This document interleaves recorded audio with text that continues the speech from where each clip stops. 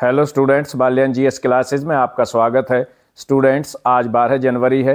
12 जनवरी को 1863 में एक ऐसे व्यक्तित्व का जन्म हुआ था जो एक कर्मयोगी सन्यासी होने के साथ साथ हिंदू धर्म के ध्वजावाहक के रूप में भी जाने जाते हैं।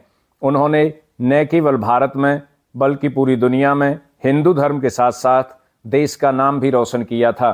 वे कर्मयोगी के साथ साथ युवाओं के प्रेरणा स्रोत भी रहे हैं, इसलिए उनके जन्मदिन 12 जनवरी को राष्ट्रीय युवा दिवस के रूप में भी मनाया जाता है। मैं यहाँ पर स्वामी विवेकानंद की बात कर रहा हूँ। स्वामी विवेकानंद का जन्म 12 जनवरी 1863 को हुआ था। उनके जन्मदिन 12 जनवरी को पूरे देश में राष्ट्रीय युवा दिवस के रूप में मनाया जाता है।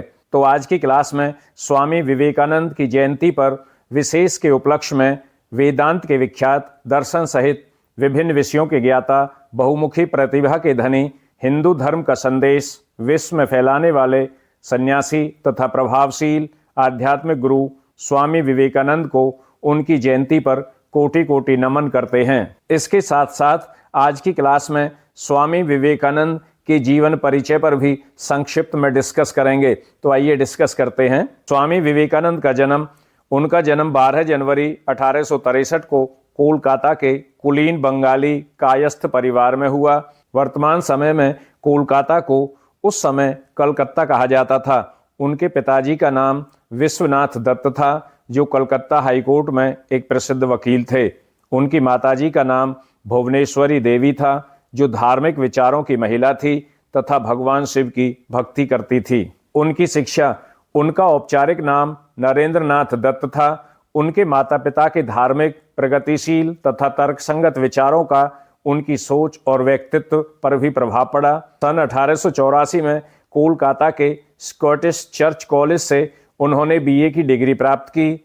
वे दर्शन, धर्म, इतिहास, सामाजिक विज्ञान, कला और साहित्य आदि के विषयों के उत्साही पाठक थे। स्वामी विवेकानंद का धार्मिक जीवन, उनकी वेद, उपनिषद, भगवद गीता, रामायण, महाभारत तथा पुराणों के अतिरिक्त अनेक हिंदू शास्त्रों में गहन रुचि थी।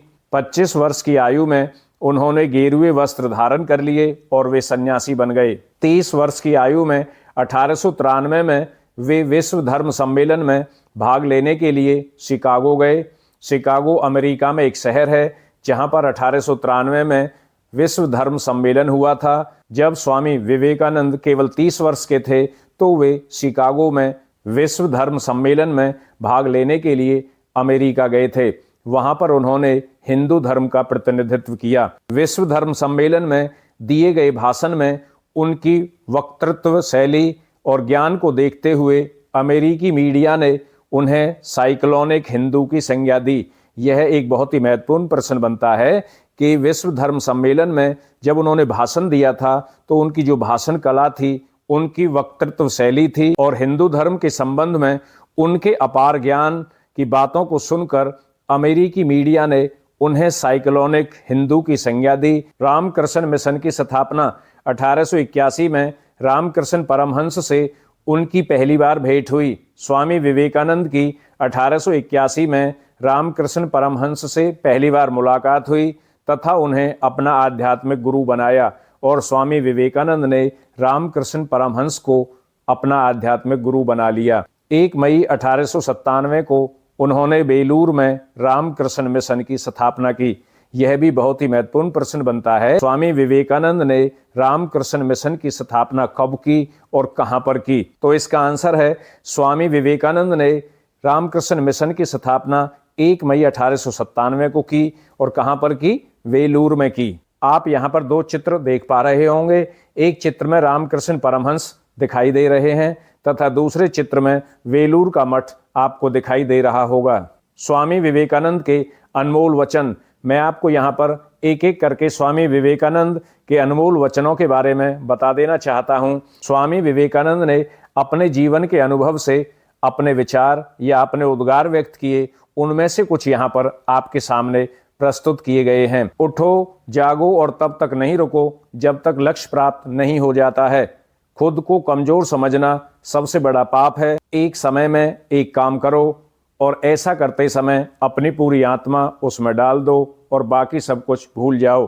एक अच्छे चरित्र का निर्माण हजारों बार ठोकर खाने से ही होता है। शक्ति जीवन है, निर्बलता मृत्यु है, विस्तार जीवन है, संकुचन मृत्यु है, प्रेम जीवन है, द्वेष मृत्यु है। जब तक आप खुद पर विश्वास नहीं करते तब तक आप भगवान पर विश्वास नहीं कर सकते। सत्य को हजारों तरीकों से बताया जा सकता है, फिर भी वह सत्य ही होगा। चिंतन करो, चिंता नहीं, नए विचारों को जन्म दो। हम स्वयं अपने भाग्य के निर्माता हैं।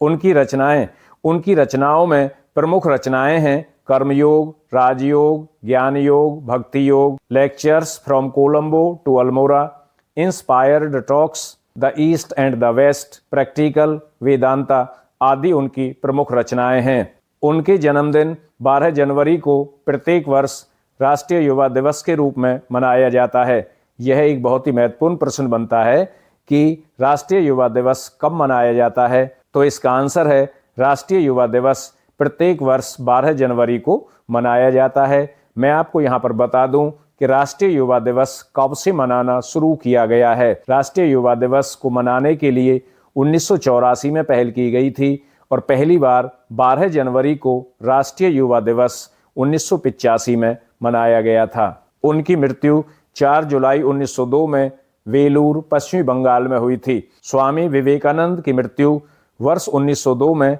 4 जुलाई को हुई थी और कहाँ पर हुई थी? वेलूर, पश्चिमी बंगाल में उनकी मृत्यु हुई थी।